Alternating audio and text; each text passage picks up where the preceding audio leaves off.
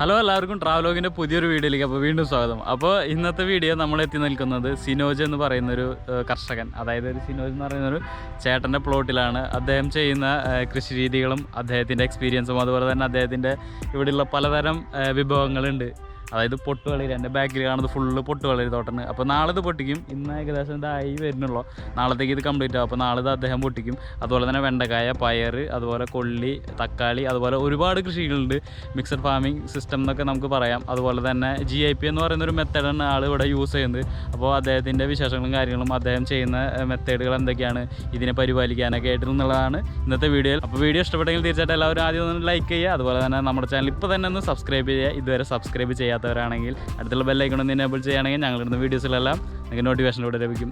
അപ്പോൾ നമുക്ക് എന്താ പറയുക, ഒട്ടും സമയം കളയണ്ട, അദ്ദേഹത്തിൻ്റെ കാര്യങ്ങളും പ്ലോട്ടും ഫീൽഡും ഒക്കെ കാണാൻ പോകാം. അപ്പോൾ നേരെ നമുക്ക് വീഡിയോയിലേക്ക് പോകാം.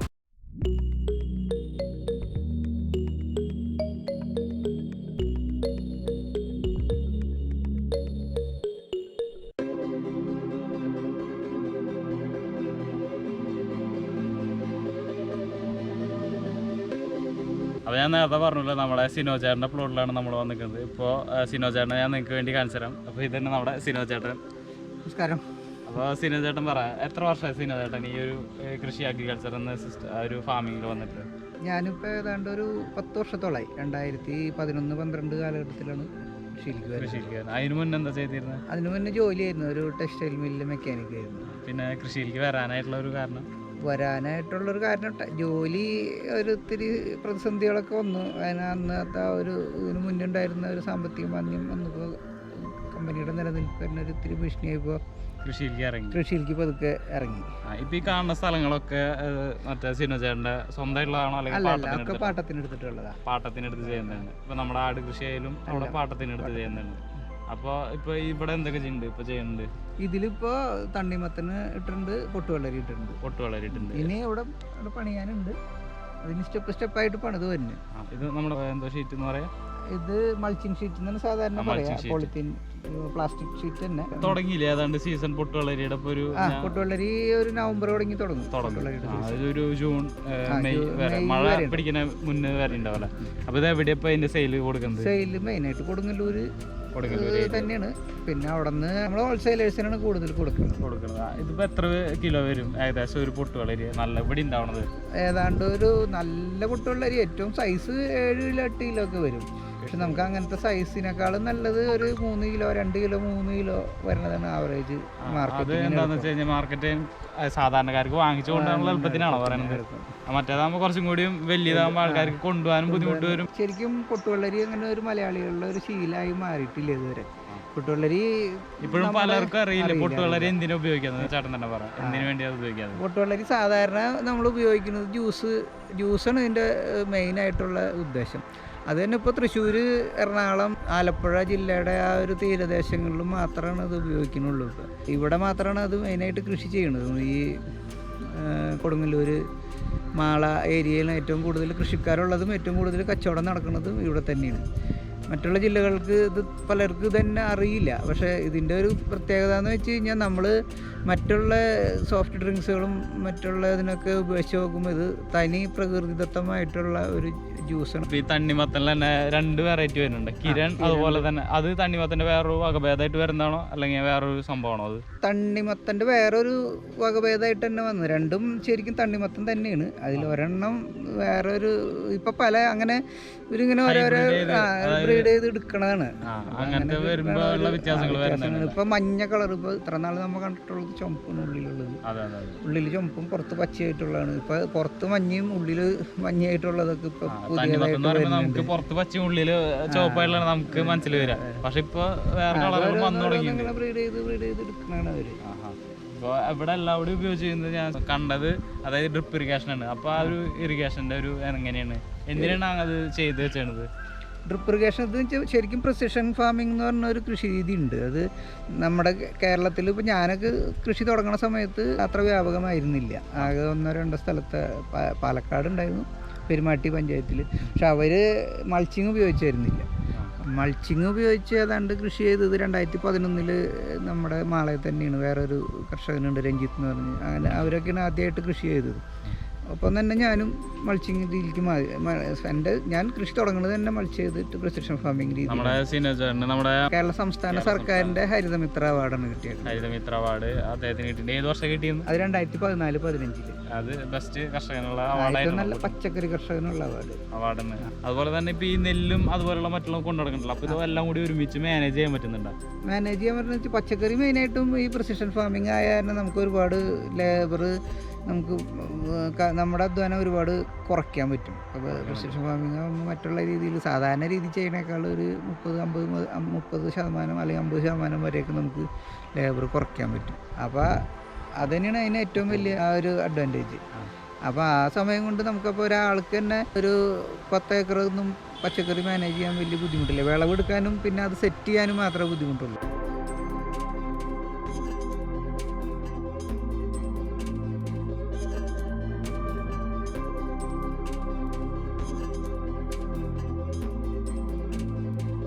അതുപോലെ തന്നെ നമ്മൾ ഈ മണ്ണ് ഒരുക്കുന്നത് എങ്ങനെയാണ് ഇപ്പോൾ പൊട്ട് വളരിക്കൊക്കെ വേണ്ടിയുള്ളത്? മണ്ണ് സാധാരണ എല്ലാ കൃഷി രീതി ഒരേ രീതിയിൽ തന്നെയാണ്, എല്ലാത്തിനും ഒരേ രീതിയിൽ തന്നെയാണ് കൃഷി ഒരുക്കുന്നത്. ആദ്യത്തെ സ്റ്റെപ്പ് എന്ന് പറഞ്ഞു കഴിഞ്ഞാൽ ട്രാക്ടർ അടിച്ച് മണ്ണ് പൊടിക്കും. മണ്ണ് പൊടിച്ച് കഴിഞ്ഞിട്ട് സാധാരണ 2 മീറ്ററാണ് നമ്മൾ വാരങ്ങളിലെ അകലം കണക്ക് കൂട്ടുന്നത്. 2 മീറ്റർ കണക്ക് കൂട്ടി വാരെടുത്ത് ഈ വാരത്തിൽ ആദ്യം കുമ്മായം, പിന്നെ കോഴിക്കാട്ടം, ചാണപ്പൊടിയും കൂടി മിക്സ് ചെയ്ത് അതിടും. അതിന് ശേഷം വാരാക്കും. ഇത് കാണാൻ പറ്റും, വാരത്തിൻ്റെ ഒരു ഷേപ്പ് കണ്ടാൽ അറിയാം. വാരാക്കി കഴിഞ്ഞിട്ട് അതിൻ്റെ മുകളിൽ കൂടെ പൈപ്പ് വലിക്കും. ഡ്രിപ്പിൻ്റെ പൈപ്പ് വലിച്ചിട്ട് അത് കഴിഞ്ഞിട്ട് അത് മൾച്ച് ചെയ്യും. കഴിഞ്ഞിട്ട് സാധാരണ 50 സെൻറ്റിമീറ്റർ ആയിരിക്കും ഒരുവിധം പച്ചക്കറികളിലൊക്കെ അകലം കൊടുക്കുന്നത്. പിന്നെ ചില ഇനങ്ങൾ പന്തലിക്ക് പറഞ്ഞ പടവലം, പാവലൊക്കെ ആണെന്നുണ്ടെങ്കിൽ 1.5 മീറ്റർ 2 മീറ്റർ അകലം കൊടുക്കും.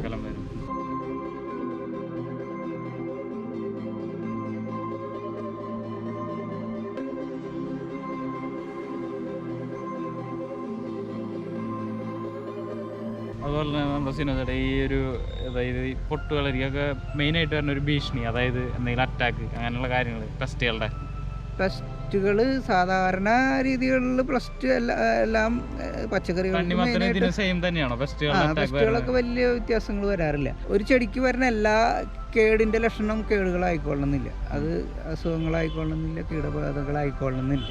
അത് ചിലപ്പോൾ ഏതെങ്കിലും പോഷകങ്ങളിലുള്ള കുറവായിരിക്കും. അപ്പോൾ അത് കുറേയൊക്കെ നമുക്കത് ഡെവലപ്പ് ചെയ്ത് കൊണ്ടുവരാൻ പറ്റുന്നുണ്ട്. അപ്പോൾ അത് ഇപ്പോൾ പോഷകങ്ങളുടെ കുറവാണ്, ഇപ്പോൾ ബോറോണിൻ്റെ കുറവാണെന്നുണ്ടെങ്കിൽ ഇപ്പോൾ നമുക്ക് ചെടികളുടെ ലക്ഷണങ്ങൾ ഇതൊക്കെ കണ്ടു കഴിഞ്ഞാൽ അറിയാൻ പറ്റും. അപ്പോൾ അത് കൺട്രോൾ ചെയ്ത് കഴിഞ്ഞാൽ പിന്നെ അപ്പോൾ നമ്മൾ ആരോഗ്യത്തോടു കൂടി ചെടീനെ വളർത്തുന്നത്. അപ്പോൾ ഒരു പരിധി വരെയൊക്കെ നമുക്ക് കൺട്രോൾ ചെയ്യാൻ പറ്റും ഈ ചെടികൾ, ഈ പെസ്റ്റുകളെയൊക്കെ. അപ്പോൾ നമ്മൾ നേരത്തെ കണ്ടവിടെ യെല്ലോ സ്റ്റിക്ക് ട്രാപ്പ് വെച്ചാണ്, അതായത് കൂടുതൽ മറ്റേ പടവലം അത് കായ്ച്ചാൻ പിടിക്കാനാണ് yellow stick trap. Yellow stick ശരിക്കും കായ്ച്ചാൻ പിടിക്കാനല്ല, അത് ഈ വെള്ളീച്ചകൾ, പ്രാണികൾ, ഒരുവിധം പെസ്റ്റുകളൊക്കെ ഈ യെല്ലോ ട്രാപ്പിൽ വന്ന് പെടും. അത് ആ ഒരു കളറിൻ്റെ ഒരു കളർ അട്രാക്ട് ചെയ്യാൻ നമ്മൾ എന്താ തേച്ച് കൊടുക്കും? ഒരു പശ തേക്കും. അപ്പോൾ കുറേ പ്രാണികൾ അതുമ്പോൾ വന്ന് പിടിക്കും. പിന്നെ നമ്മൾ മറ്റേ കായ്ച്ചയ്ക്ക് ഉപയോഗിക്കുന്നത് ഫിറമോൺ ട്രാപ്പാണ്. അതിപ്പോൾ നമ്മളിവിടെ വെച്ചിട്ടുണ്ടോ?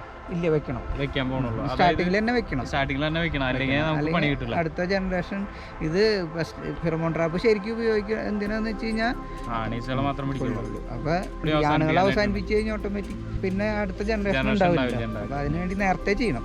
ഇപ്പോൾ ഇതിപ്പോൾ 2 ഇല 3 ഇലയായി ഈ പ്ലോട്ടിൽ, അപ്പോൾ ഇപ്പോൾ തന്നെ ചെയ്യും അത് ചെയ്യുന്നത്. പിന്നെ അതുപോലെ തന്നെ നമുക്ക് ഈ പൊട്ട് വളരിയിൽ ഏകദേശം ഒരു വരുമാനത്തിൻ്റെ കണക്ക് എങ്ങനെയാണ് പറയാം? വരുമാനം ഈ പൊട്ടുവളരി ഇത്തിരി റിസ്ക് ഉണ്ട് പൊട്ടുവളരിക്ക്. കാരണം എന്ന് വെച്ച് കഴിഞ്ഞാൽ ഇത് വിളഞ്ഞു കഴിഞ്ഞാൽ 1-2 ദിവസത്തിനുള്ളിൽ ഇത് ഉപയോഗിച്ചില്ലെങ്കിൽ അത് നശിച്ചു പോകും. അപ്പോൾ ഇത് വിളവ് ആയി കഴിഞ്ഞാൽ നമുക്ക് പെട്ടെന്ന് തന്നെ അത് വിറ്റഴിക്കണം. സ്ഥിരം കസ്റ്റമേഴ്സ് സ്ഥിരമായിട്ട് കൊടുക്കുന്ന ആൾക്കാരുണ്ട്. അപ്പോൾ നമ്മൾ വരുമ്പോൾ ഒരു കട കണ്ടു, അത് സിനോജേട്ടൻ്റെ എന്താ പറയാ? അത് ശരിക്കും കൃഷിഭവൻ്റെ ഒരു ക്ലസ്റ്ററാണ്. അത് ക്ലസ്റ്ററിൻ്റെ ഭാഗമായിട്ടുള്ള ഒരു ഷോപ്പാണ്, വിപണനശാലയാണ്. അപ്പോൾ അതിപ്പോൾ ഞങ്ങൾ കർഷകരൊക്കെ കൂടെ ഇത് നടത്തണത്. അപ്പോൾ നമ്മളൊരു 5-6 കർഷകർ കൂടി കിട്ടുന്ന വിഭവങ്ങളെല്ലാം കൂടി അവിടെ കടയിൽ ശേഖരിച്ചേക്കും. അവിടെ ചെന്ന് കഴിഞ്ഞാൽ നമുക്ക് സാധാരണക്കാർക്കും കിട്ടും, ഹോൾസെയിലായിട്ടും കിട്ടും. അപ്പോൾ അങ്ങനെ ഒരു കടയുണ്ട്. അത് ഏത് ഭാഗത്തായിട്ട് വരും? അത് അഷ്ടമിച്ചർ കോൾക്കുന്ന് കൊടകരയ്ക്ക് പോണ വഴിയിൽ കോൾക്കുന്ന് അമ്പലത്തിൻ്റെ ഫ്രണ്ടിൽ. നമുക്ക് മെയിനായിട്ട് ഇപ്പോൾ ഈ ഇതില്ലേ വെണ്ടക്കായലൊക്കെ എന്തെങ്കിലും പെസ്റ്റുകൾ അങ്ങനെ എന്തെങ്കിലും അറ്റാക്കൊക്കെ വരുന്നുണ്ടോ? പെസ്റ്റ് അറ്റാക്കുകൾ വരാറുണ്ട്. അപ്പോൾ നമുക്ക് ഇപ്പോൾ അത് അതിനനുസരിച്ച് അഡ്വാൻസ് ആയിട്ട് ചെയ്ത് കൊടുക്കണ കാരണം ഒരു പരിധി വരെയൊക്കെ കുറയ്ക്കാൻ പറ്റും. പിന്നെ എന്തൊക്കെ ചെയ്താലും കുറേ നമ്മൾ നശിച്ചു പോകും. അത് നമ്മളിതിൽ പ്രതീക്ഷിക്കുന്നതാണ്. ചിലപ്പോൾ കാലാവസ്ഥ ആയിരിക്കാം. ഇതിപ്പോൾ സ്റ്റേജ് ആയിട്ടാണോ നമ്മുടെ പൊട്ടുവളരി ചെയ്യണത്? സ്റ്റേജ് എത്ര സ്റ്റേജ് ആയിട്ട് ചെയ്യുന്നുണ്ട്? അത് ഒരാഴ്ചയിലൊരു ഓരോ ട്രിപ്പ് വെച്ചിട്ടിട്ടുണ്ടിരിക്കും. എന്നാണ് നമുക്ക് കണ്ടിന്യൂസ് കൊടുക്കാൻ പറ്റുള്ളൂ. ഞാൻ ചോദിക്കട്ടെ, ഏകദേശം ഇപ്പോൾ നമുക്ക് ഈ പൊട്ടുവളരി ചെയ്യുന്നതാണോ ഇത്തിരി കൂടി ലാഭകരം?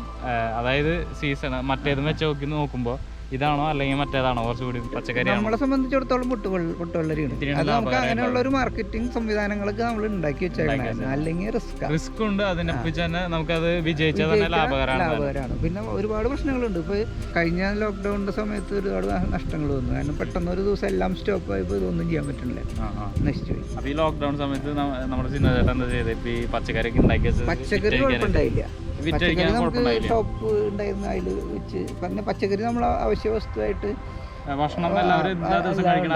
വിറ്റുപോകും. പക്ഷെ പൊട്ടുവെള്ളരിയുടെ കേസിൽ എന്ന് പറഞ്ഞാൽ പൊട്ടുവെള്ളരി മൊത്തം വഴിയോര കച്ചവടങ്ങളായിരുന്നു.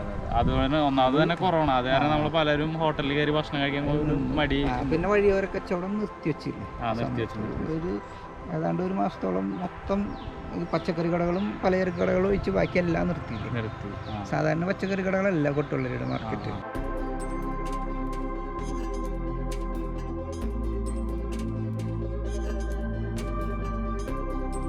പുതിയതായിട്ട് ഇനിയിപ്പോൾ ഇത് ചെയ്യാൻ നോക്കുന്ന കർഷകരോട് നമ്മുടെ സിനോജേട്ടൻ എന്താ പറയാനുള്ളത്?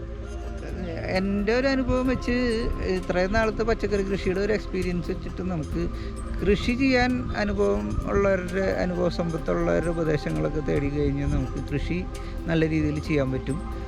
വിളവുണ്ടാവും. പക്ഷെ ഇത് വിൽക്കാൻ മാർക്കറ്റാണ് ഇതിൻ്റെ എപ്പോഴും പ്രശ്നം തന്നെ. മാർക്കറ്റിംഗ് ആണ് എപ്പോഴും ബുദ്ധിമുട്ട് വരിക. നമ്മുടെ ഗവൺമെന്റിന്റെ ഭാഗത്തു നിന്ന് എന്തൊക്കെ ഹെൽപ്പ് ആനുകൂല്യങ്ങളൊക്കെ കിട്ടാറുണ്ട്? ഗവൺമെൻറ് കാര്യത്തിൽ കുറച്ചൊക്കെ കിട്ടുന്നുണ്ട്. പക്ഷേ മാർക്കറ്റിങ്ങിൻ്റെ കാര്യത്തിൽ ഇപ്പോഴും കറക്റ്റായിട്ടുള്ള ഒരു ഇടപെടലുകൾ വന്നിട്ടില്ല. ഇപ്പോൾ ലാസ്റ്റ് താങ്ങുവിലകളൊക്കെ പ്രഖ്യാപിച്ചിട്ടുണ്ട്. അതൊക്കെ പ്രാബല്യത്തിൽ വരുമ്പോഴാണ് അതിൻ്റെ ദോഷങ്ങളും ഗുണങ്ങളും നമുക്ക് മനസ്സിലാവുള്ളൂ. നെല്ലിൻ്റെ കാര്യത്തിൽ ഒക്കെയാണ്, താങ്ങുവിലയുടെ ഒറ്റബലത്തിൽ തന്നെയാണ് എല്ലാവരും ഇപ്പോൾ കൃഷി ചെയ്യുന്നത്. ബാക്കിയുള്ള പ്രൊഡക്റ്റുകൾക്ക് അങ്ങനെ ഒരു സംവിധാനം നിലവിൽ വന്നിട്ടില്ല. അതിൻ്റെ ഇതൊക്കെ നടക്കുന്നുണ്ട്. ഈ ആട് കൃഷി ചെയ്യാനുള്ള കാരണം ഒന്നുകൂടി ഒന്ന് പറയുമോ? ആട് കൃഷി ചെയ്യാൻ മെയിനായിട്ടെന്ന് പറഞ്ഞു കഴിഞ്ഞാൽ ഏതെങ്കിലും ഒരു മേഖലയും കൂടി വേണമെന്ന് തോന്നിയിട്ടുണ്ടായിരുന്നു. അപ്പോൾ അത് കോഴി ആദ്യം ആലോചിച്ചു. പക്ഷെ കോഴിക്ക് ഒരുപാട് സ്പേസ് വേണം. പിന്നെ ഇറച്ചിക്കോഴിയൊക്കെ ചെയ്യണമെന്നുണ്ടെങ്കിൽ നല്ല ഇൻവെസ്റ്റ്മെൻറ്റ് വരും. പശു ആലോചിച്ചപ്പോൾ പശുവും ഈ പറയുമ്പോൾ പച്ചക്കറിയും പശുവും കൂടി ഭയങ്കര ബുദ്ധിമുട്ടാണ്. അങ്ങനെ നോക്കിയപ്പോഴാണ് ആടാകുമ്പോൾ നമുക്ക് അങ്ങനെ വലിയ കുഴപ്പമില്ല. നമുക്ക് അത്യാവശ്യം ശ്രദ്ധിച്ചു കഴിഞ്ഞാൽ നല്ല പാല് അങ്ങനെ പുറത്തേക്ക് കൊടുക്കാറില്ല. കുഞ്ഞുങ്ങളെ കഴിച്ചിട്ട് വളർത്തണായിരുന്നു അവർ തന്നെ കുടിക്കും. പിന്നെ വീട്ടിലെ ആവശ്യങ്ങൾക്ക് മാത്രമേ ഉപയോഗിക്കും. ലൈസൻസിന്റെ കാര്യം പറഞ്ഞല്ലോ, എത്ര ആടിന് ഏകദേശം ലൈസൻസ്? എൻ്റെ അറിവിൽ 50 ആടാന്ന് തോന്നുന്നു. എനിക്ക് കൃത്യമായിട്ട് അറിയില്ല. നമ്മളെന്തായാലും ആ ലെവലിലേക്ക് ഒരിക്കലും എത്തിക്കാറില്ല. അതിന് മുന്നേ വേറെ എന്തൊക്കെ വിറ്റ് പോകും.